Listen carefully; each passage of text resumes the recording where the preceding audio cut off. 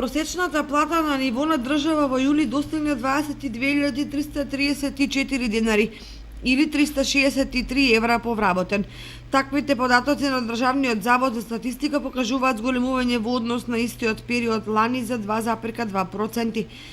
Најголемото заселување е забележано во градежништвото, дури 9%. Најплатени професии се програмери со просек од над 48.000 денари, па следуваат пилотите со 42.000 денари. Најниски плати добиваат производителите на облека, кожарски производи, рибарство и други по 12.000 денари. Овие статистички податоци најчесто наидуваат на реакции во јавноста, бидејќи најголем процент од вработените земаат далеку под просекот и практично се сомневаат дека износот е толкав, особено во внатрешноста и неразвиените општини, каде платите се движат околу 200 евра. Познато е дека во такви стопански региони најголем број на вработени ангажираат конфекциите и други ниско платени професии. На споредбите со платите треба да им се приоѓа од аспект на местото на живење, можностите за дополнителна заработка и поседувањето на земјоделско земјиште, кое возможува дел од храната да не се купува.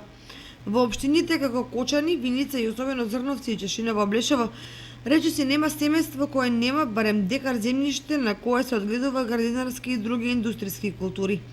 Но сето тоа е далеку од реалните потреби на граѓаните, бидејќи за нормално живење на едно семејство неопходни се над 500 евра месечно.